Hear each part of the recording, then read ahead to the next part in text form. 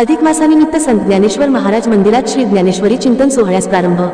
ग्रंथराज ज्ञानेश्वरी व अमृतानुभव ग्रंथाचे रचनास्थान असलेल्या निवासा येथील श्री संत ज्ञानेश्वर महाराज मंदिरामध्ये अधिक मासाच्या निमित्ताने वेदांताचार्य महंत श्री देवीदासजी महाराज मस्के शास्त्री यांच्या सुश्राव्य वाणीतून संगीतमय ग्रंथराज श्री ज्ञानेश्वरी चिंतन सोहळ्यास संत माऊलींच्या मूर्तीचे पूजन करून दीपप्रज्वलनाने प्रारंभ करण्यात आला।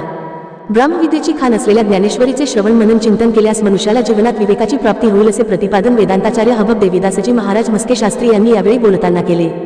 यावेळी ज्ञानेश्वर चिंतन सोहळ्याच्या शुभारंभ प्रसंगी वेदांताचार्य हबब देवीदासजी महाराज मस्के शास्त्री, देवस्थानचे अध्यक्ष पांडुरंग अभंग, रामायणाचार्य नंदकिशोर महाराज खरात, गहिनीनाथ महाराज आढाव, रामकृष्ण विवेकानंद आश्रमाचे महंत स्वामी ज्ञानेश्वरजी महाराज, राम महाराज खरवंडीकर, अंजाबापू महाराज कर्डिले, कोंडीराम महाराज पेचे, हरी महाराज भोगे, मंगेश महाराज वाघ, कोंडीराम महाराज पेचे, राजेंद्र महाराज आसने, विश्वास ज्ञानेश्वर माऊली शिंदे, विकाजी जंगले, रामभाऊ जगताप, कृष्णाभाऊ पिसुटे, कैलास जाधव, जनसंपर्क अधिकारी भैया कावरे, डॉक्टर संजय सुकाळकर यांच्या हस्ते दीपप्रज्वलन करण्यात आले।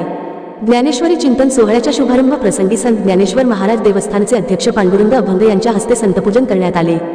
संगीतमय ज्ञानेश्वरी चिंतन सोहळ्याच्या प्रसंगी गायनाचार्य ज्ञानेश्वर माऊली शिंदे, अंजाबापू कर्डिले, गहिनीनाथ महाराज आढाव यांनी गायन, नवनाथ महाराज आगळे, मृदुंग कृष्णा कुलकर्णी, तबला शंकर महाराज तनपुरे टाट यांची उत्कृष्ट संगीत साथ मिळत आहे।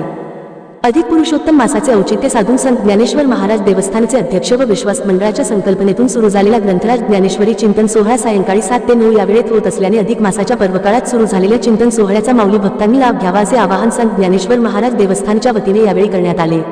प्रतिनिधी सुधीर चव्हाण, नेवासा।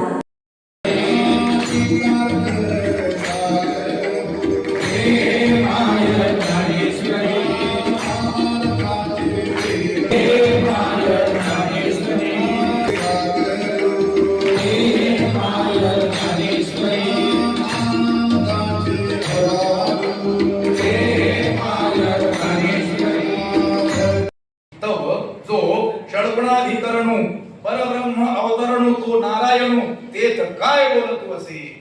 मग जो षड्गुणांचं वस्तीस्थान आहे, षड्गुणांचं आधारस्थान आहे, परब्रह्माचा साक्षात अवतार आहे असा तो श्रीकृष्ण त्यावेळी काय बोलला।